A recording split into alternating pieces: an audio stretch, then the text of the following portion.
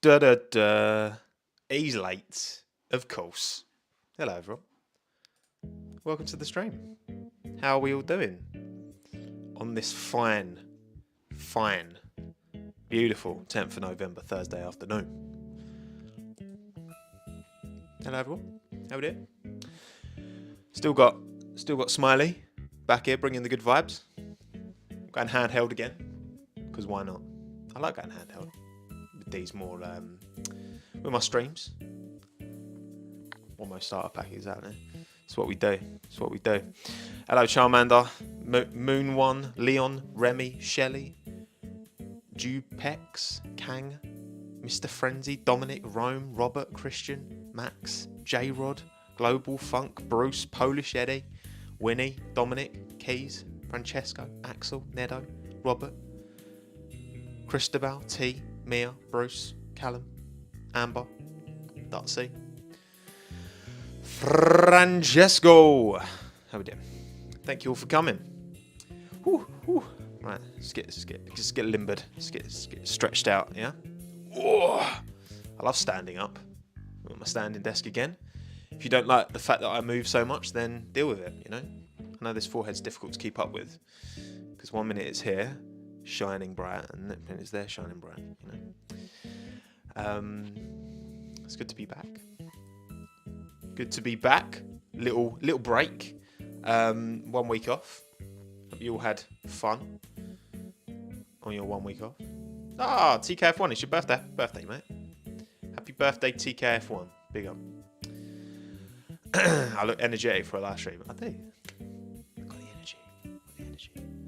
And I decided to do my hair for once rather than putting a hat on. Anyway, right, let's crack on, shall we? Shall we get into talking all about round 21 of the 2022 Formula 1 season? And we are back in Brazil. Back at Interlagos. Legendary circuit. What do we make of Brazil as a track? I mean, come on. Surely it's like... And yes, it's a sprint weekend, Lawrence. It's true. But, you know, as tracks go, to get 2 lots of racing, you know, I'd pick Interlagos over what's like a really boring track.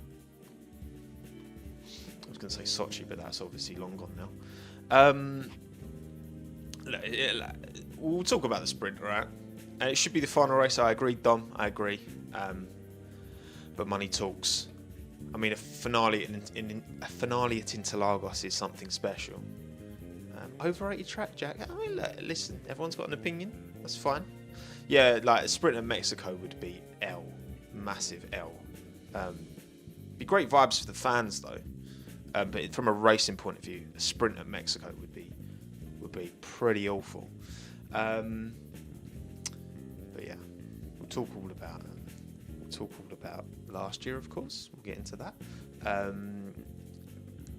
And also, yeah, I mean, I've seen, I don't know, what's the latest weather-wise in terms of this weekend? What's it saying? Because I've seen reports of rain, but obviously it's ever changing, and Interlagos is known for a rainy race. What year was the mega? That was where Paul di Resta binned it, and then the race got. That was 2012, wasn't it? When Hulkenberg put it on pole. Because I researched that for my video. I just woke up from a 4-month coma as Max closed the gap to Charles. No, he hasn't. 80% rain all weekend. Look, obviously, rain around Interlagos. I hope the track has learnt from Suzuka and you know how to disperse of water. Adequate drainage is pretty important. Oh yeah, it's 2010, wasn't it? My bad. Oh dear. But yeah, buzzing for this weekend. Not because it's a sprint race, and I know sprint races very much divided opinion. I just think that I think the biggest problem with the sprint for me is it's just too long. the race is too long to feel like a mad dash, which I think is how a sprint should feel. Yeah, because it's like a third race distance, isn't it? Which I think is too much, you know. I mean, because how many laps are we doing of Interlagos? I haven't checked. Can someone tell me how many laps we're doing of this track? Mandatory wet tyres while the track has a certain amount of standing water. Yeah, perhaps. 71. So I would say, how many laps should the sprint be? I would say maybe like 15? 12, 15? Some of you saying 10? I'd say about between 10, 15 laps maybe would be, yeah, would feel a bit more like a mad dash. And it's worth a try, you know. I think it's worth a try. I think it's worth, like, look, F1 as much as sprints haven't been overly popular, that I do credit F1 for giving something a go. Now, obviously, I've said this so many times before. We will get to a stage where there is competitive running on a Friday, Saturday, and Sunday for most weekends. I think that's inevitable. I think inevitably we'll get there for all weekends, to be honest, because you give the fans who are there something more, you know, you get more out of your weekend if you've got qualifying on a Friday, a little race on a Saturday, and a big race on a Sunday. It's a better fan experience for people who are there, and it brings more eyeballs. Like the eyeballs, the increased eyeballs on a Friday qualifying versus Friday practice sessions is significant. Overall, yes, people have to miss out because of work, and that sucks. But at the end of the day, like, F1 are going to chase the big number, you know. So, for me, I'm not of the reverse grid inclination. I don't know. I've had a lot of thoughts about. I mean, I've done videos about sprint weekends. I can't even remember what I've suggested in the past exactly, but because it's not something I have like a firm opinion. Like, it needs to be this. It needs to be exactly this. I don't know. I'm not sure. Is the music a bit loud? I'll turn the music down a little bit. I do think, yeah. I think having Friday. I don't know. You know, obviously, I want to get. Look, listen. Yeah, I mean, they could try reverse grid. Like, I don't think it's the answer. I mean, they could give it a go. I'm not saying don't give it a go. I'm just saying I don't think that is that's the solution. I think maybe it's. I want to see one shot from Monaco at least. I think maybe doing a slightly different quali could be interesting. I don't know. I'm not sure. But I guess you'd reverse grid for the sprint, but then you'd just normal grid for the actual race, kind of like they do in F2, where the results of the reverse grid sprint race don't impact the starting order for Sunday. You know what I mean? That's kind of my...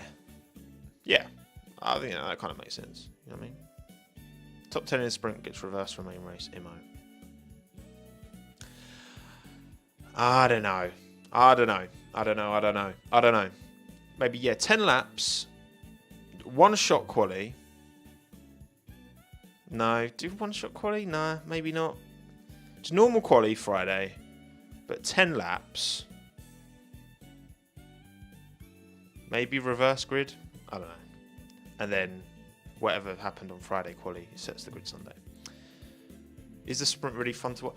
I mean, look, at the end of the day, right? There is a solution, right, where you give enough of an incentive for drivers to push on a Saturday during the sprint race.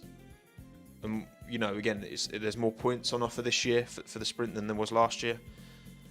There is definitely a solution that ticks all the boxes, I think. I'm just not exactly sure what that is. But yeah, I mean, I'm all for competitive running on all 3 days, to be honest. But we'll see. If reverse grid wouldn't that entice drivers to perhaps race slower to get optimal position? I mean, look, again, we have reverse grid in Formula 2, and I don't feel like these drivers are pushing any less in order to get a P10 qualifying finish, which puts them on pole for the reverse grid. I think there's a proof of concept that exists already in Formula 2. You know, these Formula 2 like that, they know what they're playing for. You know what I mean? Rock paper scissors. But anyway, let's talk about last time we went to Brazil, shall we?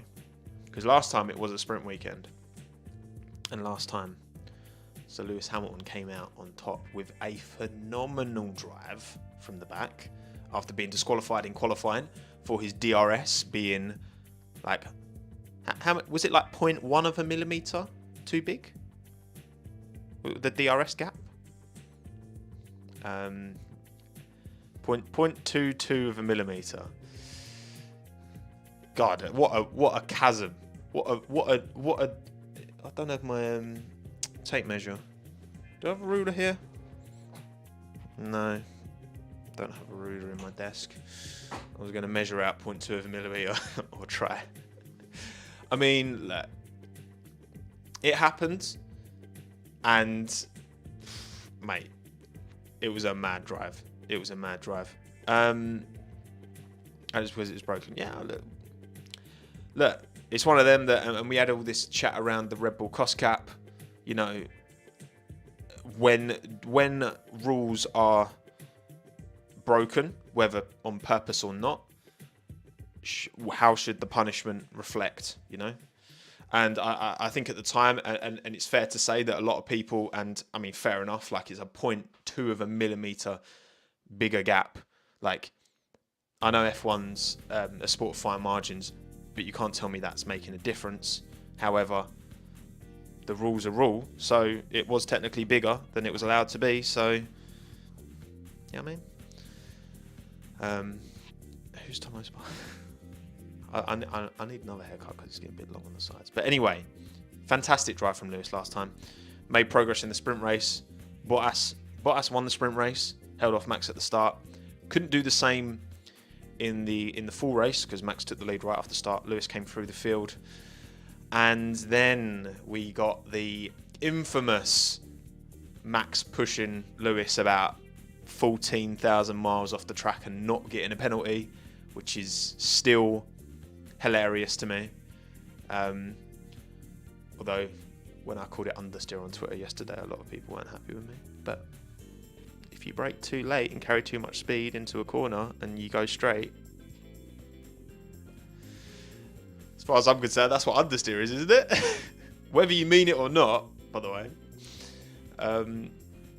You know, if I'm doing 70 on the motorway and I slam left in my little Audi and I just keep going straight, then I've induced understeer on purpose.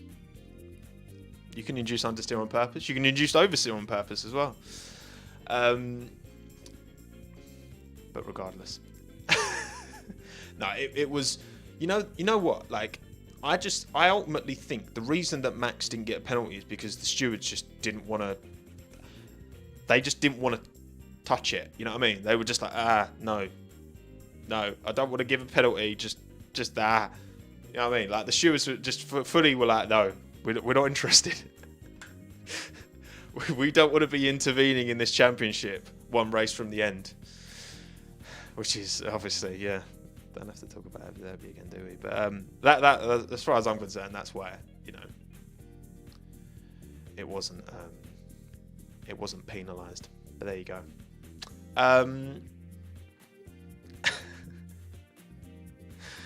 Oh, fun. 2021 was fun, wasn't it? But yeah, no, it was an incredible drive from Lewis. Mad performance. There's something about Brazil, you know. He's got his honorary citizenship now as well, which, when I asked last year what the connection was, I also got a lot of stick for asking a question, but There you go. But now I'm much more educated because a lot of people did actually give a genuine response as to why Lewis has such a fan base in Brazil and why he holds Brazil in such high esteem to the extent that he gets honorary citizenship, which is amazing. It was watching the ceremony. It was sick. It was actually really cool.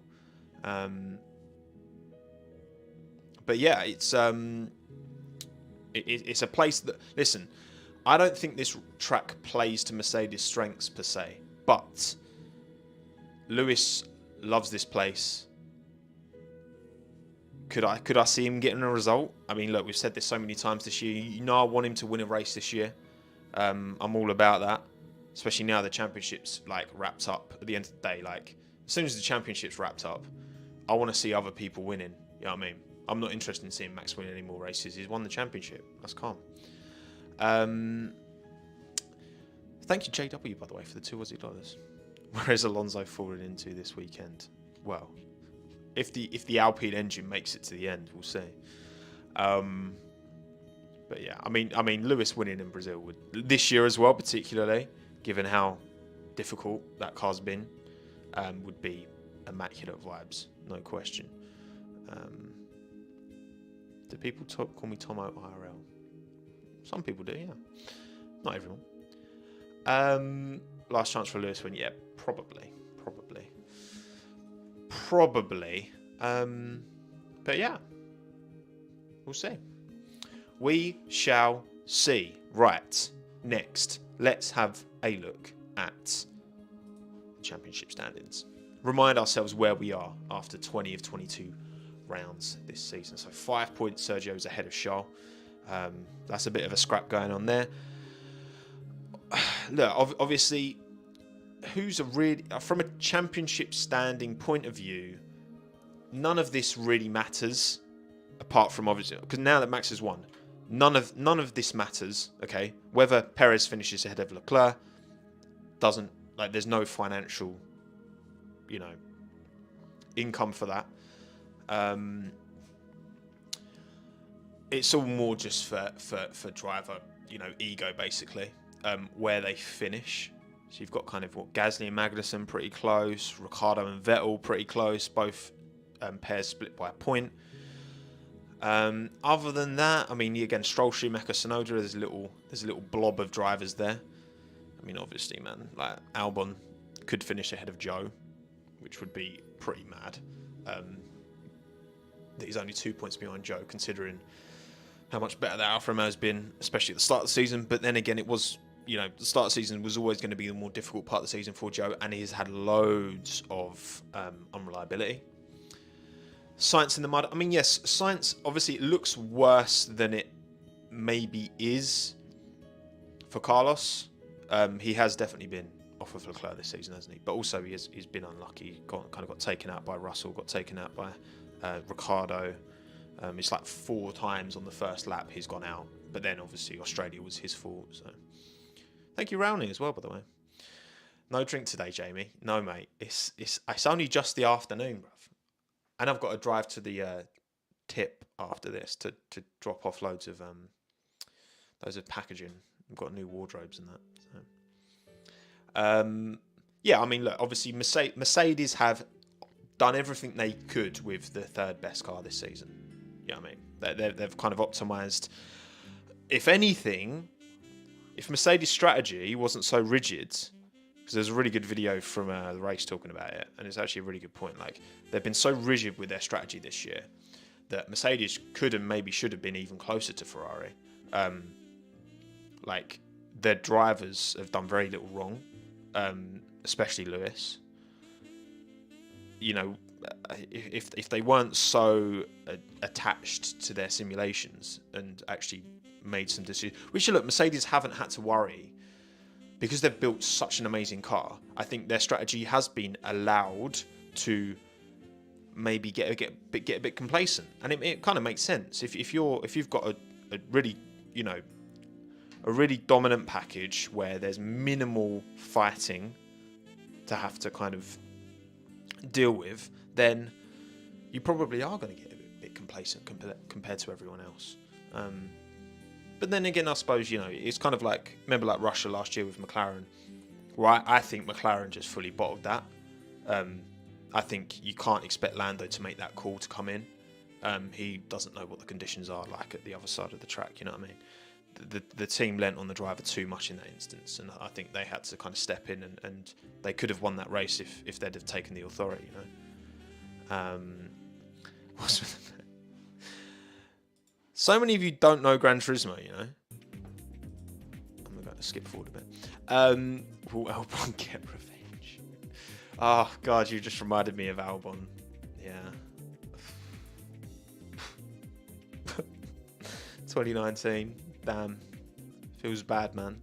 That was a mad restart, though. When Verstappen got Hamilton and Albon got Vettel. Oh, my goodness. That was whew. Damn. That was vibes. That was vibes. JW background music getting me in the mood. Good for you, mate. Listen, whatever tickles your pickle, you know. Oh dear, pain indeed, pain indeed. Yeah, no. So there's a few little scraps again. Yeah, the Stroll Schumacher, Tsunoda, and Magnussen, Gasly, then Ricciardo, Vettel, all quite close. As for the constructors, say it's only 40 points between Ferrari and Mercedes. Alpine, McLaren should be bigger. Should be bigger than 7 points. Come on, we know this, but it isn't. And Alfa Romeo, Aston, it's only 4 points gap, and then Haas, AlphaTauri. So there are kind of like, it's all like little pairs, you know. Haas, AlphaTauri, Alfa Romeo, Aston, Alpine, McLaren, Ferrari, Mercedes, all close, you know, in their little pairs. So that's something. What I would say is, you know, especially from, I would say that the incentive to make up these small positions is less so nowadays, because you know that you're going to get 5% less aero, ATR, whatever. And look, according to Christian Horner, 7% is worth about half a second, between a quarter and half a second, which obviously I think is nonsense. I think he's just chatting, which fair. He's entitled to chat, but I think she's chatting pure breeze. But you know, if Mercedes stay P3, then they're going to get 5% more aero relative to Ferrari next year. So, because what Ferrari, because what P1 is 70, no, P1 70, P2 75, P3 80. So, you know, it's a 10% swing if Mercedes, Ferrari swap places. So yeah, be interesting to see how much. And I think Toto has said, I think there's a quote knocking about somewhere that, you know, more interested in getting the win than P2, which I think is fair, you know, ultimately. But yeah, don't worry, Newey will be doing the testing in his head. He's that big brain, Christian. He is that big brain. But yeah, I think probably, I don't know. So who's gonna come out on top? Hang on, let's do some polls while I balance the mic on the table.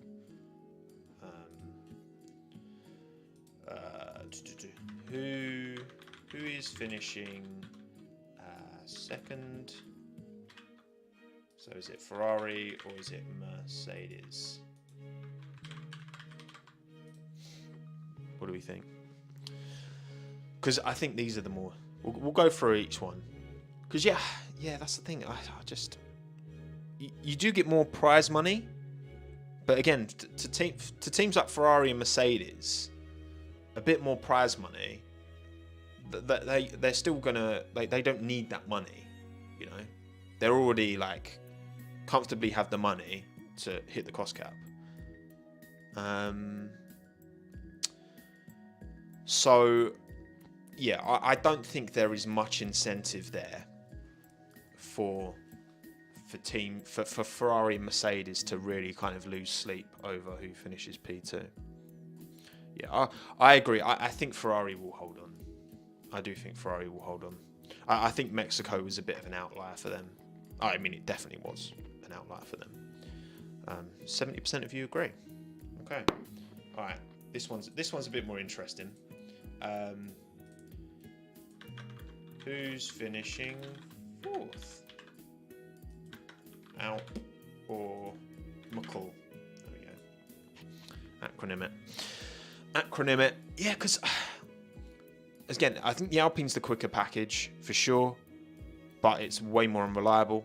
McLaren's like typically been pretty good reliability-wise this year. I know obviously Ricciardo pulled up in Monza, but I mean typically the Mercedes power units have been way more reliable, which is kind of concerning in a way, because with this engine freeze, you would rather build an engine that's got a high potential but then can go bang every now and then, than an engine that's more conservative, because you can't add performance. You can add reliability to your engine, but you can't add performance until 2026 when it all gets changed up anyway. So, but then again, the fact that Mercedes are so close to Ferrari does showcase the power of reliability, you know. 69% of you, nice, think Alpine are going to finish fourth. Interesting. Right, another one. Who's finishing sixth? Because everyone cares about this one. Alf or Ast? There we go. Because that's the thing. Obviously, Alfa Romeo started really strongly. Have scored, 2 points in the last 11 races, I believe.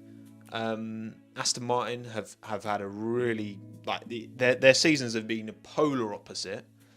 Aston Martin should have, if Stroll doesn't make that silly late move on Fernando in the USA, then he's probably getting better points. If Aston Martin don't fumble that pit stop for Seb as well, he's probably got a few more.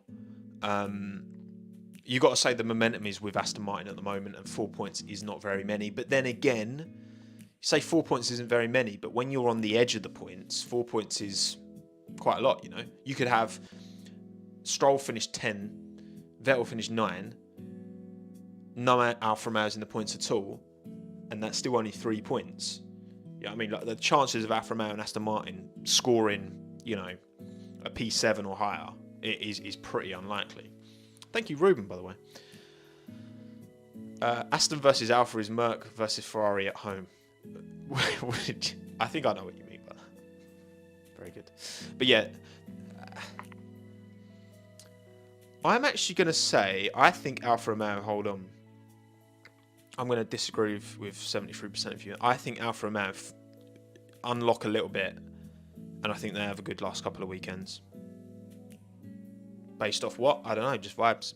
You know, that's just what I think. If I had to bet on it, that's what I'd say. And then finally, who gets 8th? Can't type today. Alpha or Haas? Because who do I think? I think no. I don't want my opinion to sway you lot, because Haas are a point ahead.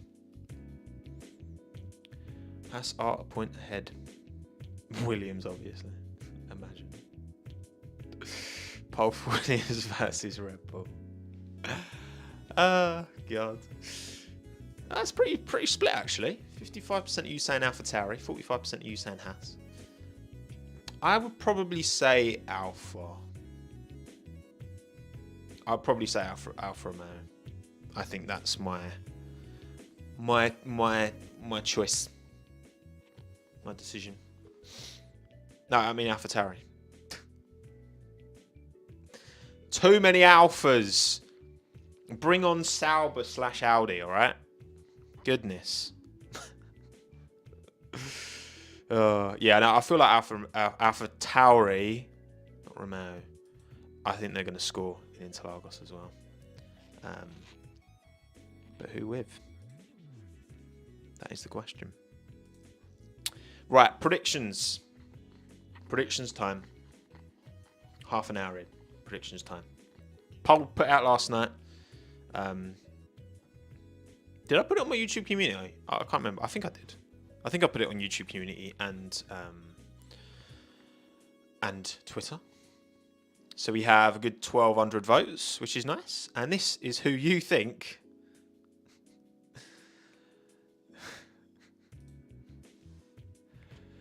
Latifi!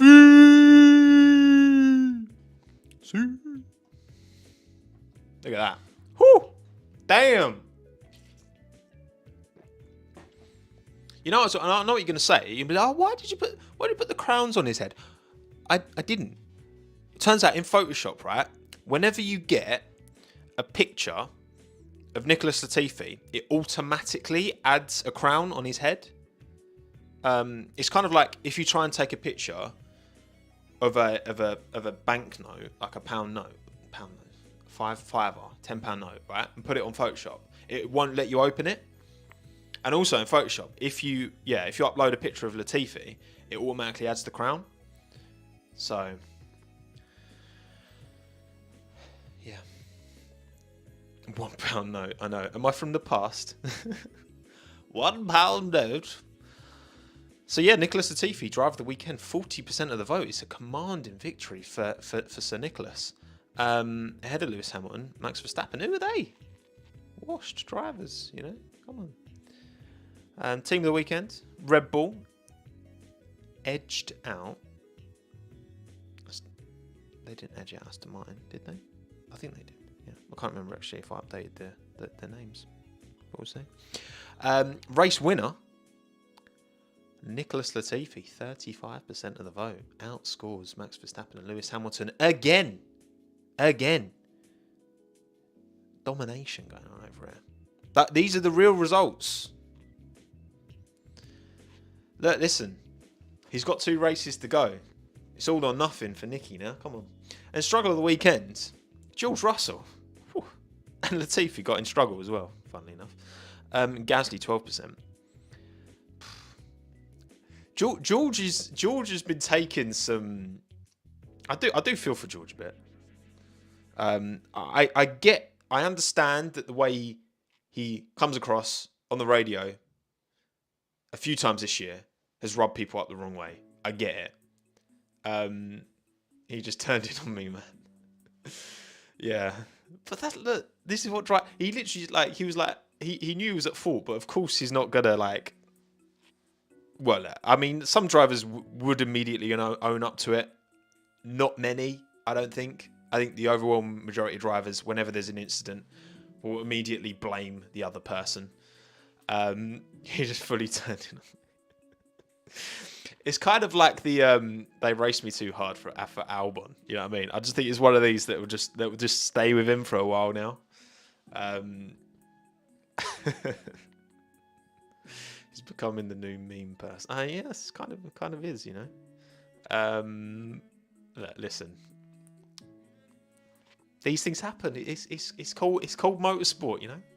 This guy defended. Yeah, that was the one that I was a bit more like, come on, George. Having a pop at Mick Schumacher for defending position just because you're now in a mistake. Like, come on, George. Come on now. He's entitled to defend for position, all right? It's fine. Crikey. Oh, George. Listen, look, it's all fun and games at the end of the day, all right? None of it's that deep. It's sport, okay? But he is getting a bit of stick, isn't he? Blimey. I like a blimey myself, to be honest. I do like a blimey. Cool, blimey. Oh dear. But there you go. That's your predictions for this weekend. For me, I mean, I've got to put drive of the weekend as Hamilton. I don't necessarily think Lewis is going to win, but I just think he will find a really good performance. But I've got to say, race winner it's got to be Max Verstappen, isn't it? Come on. I think he will extend that record. It's 14 wins this season. I think he'll make it 15. Team of the weekend. I can't say I've got a really strong feeling on anyone, to be honest.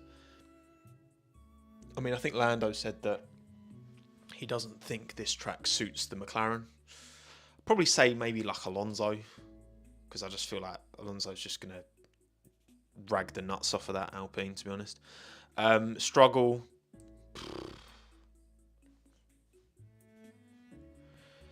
I'll probably get gassed about Albon and it'll probably crash out, so there you go. Crikey versus Blind. That's a great idea for a poll. Oh my god, yes. Right.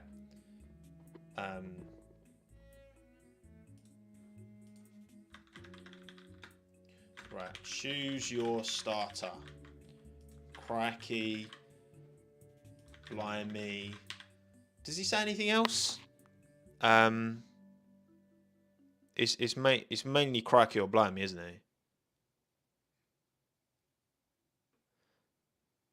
Yeah, let's just do Crikey or Blimey. It's like you're picking your Pokemon starter, but you've only got 2 starters to pick from. No, we're going Crikey or Blimey. They're the strong. I think I'm probably on Team Blimey. You know the Thierry Henry meme? Ooh, Blimey. Quality. Nice latte. Nice. When did he say nice latte? Crikey's winning though. Crikey's taking 62% of the vote. Wow, this is content. This is, isn't it? Blimey. And Drive to Survive.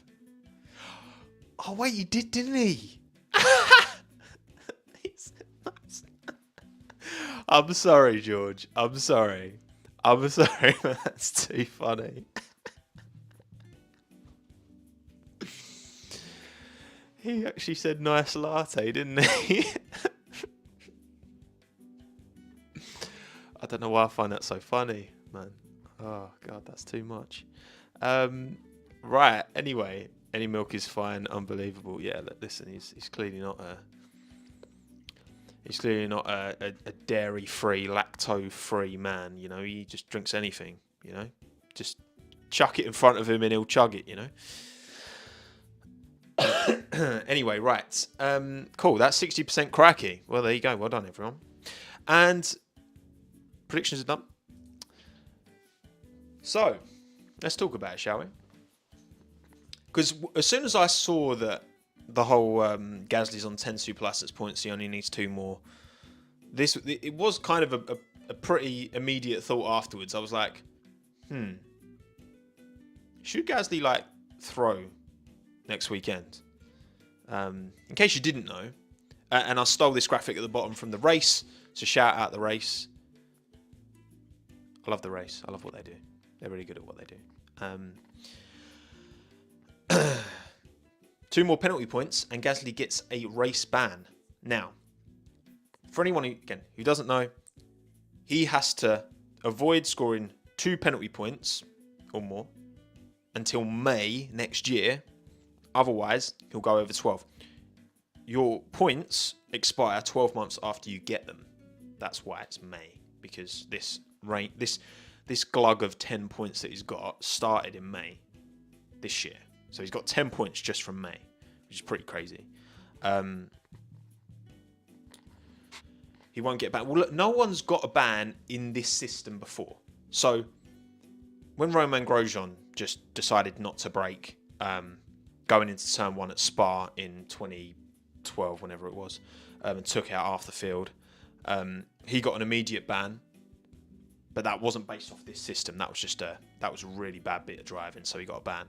But then they brought in this system after that, which is to try and kind of, you know, democratize somewhat how penalty points are given out, right? So you can see from this graphic from the race, out of position at the start, you get a point. Rejoining the track on safety, you get 3 points. Causing a collision, 2 points, etc., etc. So, like, George got 2 points on his license for causing that collision with Carlos Sainz in the USA. So the reason there's talk around Gasly purposefully getting 2 more points is for 2 reasons. So if this weekend in Interlagos, oh, actually, question. If he gets 2 penalty points in the sprint race at Brazil, will he then serve the ban for the race? Question. For Brazil race. So then he could race in Abu Dhabi. Yes. No clue. Yes. Yes. Do I say? I'd say yes. Yes. Is it not a ban for the entire weekend? This is what I mean. I'm not sure. I don't know. So, if I'm Pierre Gasly, and if I am AlphaTauri,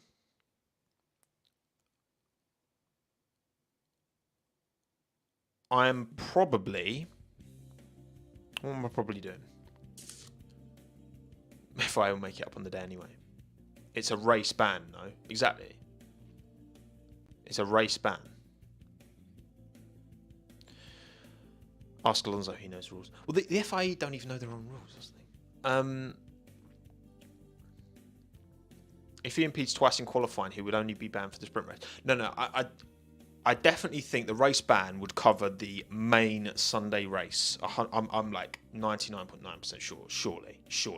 That would be a massive oversight if that wasn't the case. The thing is, there is twofold. Obviously, Gasly's going to Alpine next year. He wouldn't want to, he will want a fresh, clean slate on his license and not have to worry about tiptoeing, potentially getting a penalty in his first race and then missing his second race, or potentially getting a penalty in Abu Dhabi and then missing his first race for Alpine. That would be a disaster. That would be an awful start, right? So I think that there's that, and there's also the fact that De Vries is coming into AlphaTauri. So if Gasly has to miss, say, Abu Dhabi, then that gives De Vries an opportunity to jump in that car and race it. So I would say that in an ideal world for both Pierre and for AlphaTauri, I would say that Gasly tomorrow or Saturday accidentally gets 2 points for what we can do. What's like the least dangerous? He can like leave the track and gain an advantage, or leave the track without reason. That's the one in qualifying, I think. He could just like keep track extending in qualifying. He can re-enter as Pedro. Just whatever the least dangerous, right? Don't be dangerous, Pierre. Okay, do it with no danger. Just be a little bit of a naughty boy, all right? Just a little bit, Crossing the safety car, yeah, there you go. See, speeding by like 1 kilometre an hour in the pit lane. Okay, that's not going to make a difference, right? Get the penalty, and then miss Brazil, miss the race. Right, let De Vries get in the car, right, for Brazil, and then he gets a whole race in the AlphaTauri because he's not even sat in the AlphaTauri yet, apart from his seat fitting. Do that, yeah, do that. Don't tell anyone. I told you. Do that. Miss the race. Then Abu Dhabi, come back, end on a high. Fun. Crashes into one. Yeah, don't cause any damage to your car, Pierre, by the way, in getting this penalty. Like, it makes sense for... It would be silly, I think it would be silly on both Pierre and AlphaTauri to not make an opportunity of this. I'm sorry. I think it would. The points get reset after the race ban. Correct, they do. They do. He could just do a Verstappen turn 4 from last year. No, but Verstappen didn't get any penalty for that, did he? So, they'll call that cheating. Is it cheating though? You're playing to the rules. as far as I'm concerned. You're breaking the rule and you're serving the punishment for breaking that rule. So, hello, Matt. Good to see you, mate. I am much better than I was earlier this week. No, it's not cheating. If you know the punishment for breaking a rule, you can break the rule. If it benefits you, then you'd be silly not to, you know. El Plan vibes. Yeah, Fernando would endorse it, I'm sure. Fernando would definitely endorse it. Yeah, the points disappear after race ban. It's unsportsman's like. Is it? Is it really? Is it really unsportsmanlike? I don't know. No, like, to me, it really isn't. Like, there's certain rules that you'd consider, but at the end of the day, like, no one else is being affected by this. This is benefiting Gasly on a personal level. This is giving AlphaTauri an opportunity to race there. I don't think no one else is losing out. So I just think it. Yeah, I agree. I think it's smart. I think it's smart, strategic. Whether he does it or not, I don't know. If he doesn't, then I think that's a bit silly. Personally, his personality gets damaged. His personality gets damaged. I'd be like, fair enough. You know what I mean? And also, there's argument like the system is maybe a bit silly as well. Like the fact that it's come to this. Have Pierre's transgressions been enough to result in a race ban?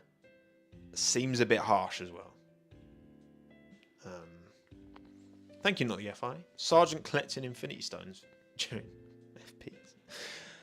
Yeah, listen, they're giving Logan every chance to get the super license points. I'm a bit nervous about that, I can't lie. But there you go. It is annoying that there's such a big gap between the penultimate and the final race of the F2 season. That is so annoying. Like, the drivers find it annoying as well. I did a thing with Clement Novalak, and he was like, "What do you make of the big gap?" And he was like, "Bruv, it's so long." I'm paraphrasing, of course. I don't know if Clement says "bruv." I'm not sure if that's part of his. Maybe it is. I don't know. The Breeze poll. Who watches F2? That's a good poll, actually. That's a good poll. Who follows F2?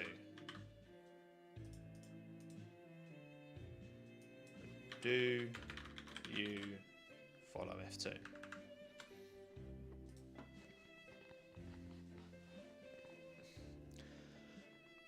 Have you seen their the Screaming Mills podcast that he does with Marcus Armstrong?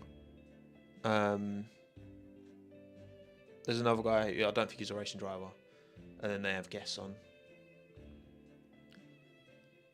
It is actually quite nice seeing drivers in that kind of more relaxed environment, you know, just kind of being themselves.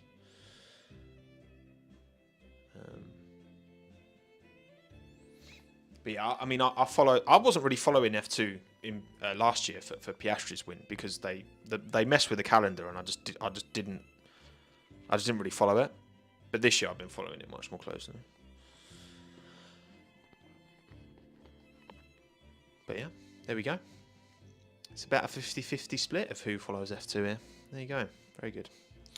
Right, okay. We've been streaming for almost 50 minutes. So I think I'm going to wrap this up now, everyone.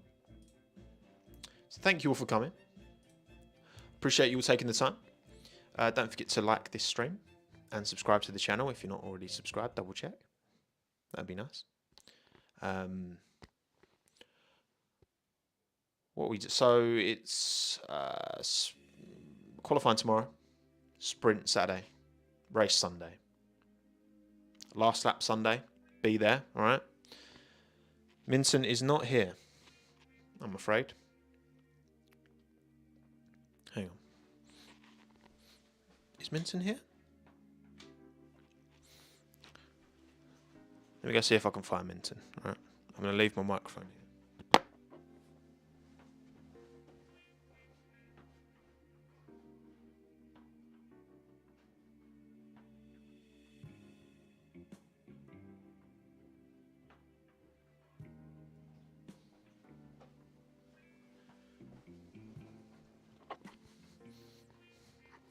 He's not here. I think Han's take him out for a walk. Because I think I don't know where. Sorry, everyone. Gripping content, I know, right? But something. Fair enough, you know. That's fair. Never mind.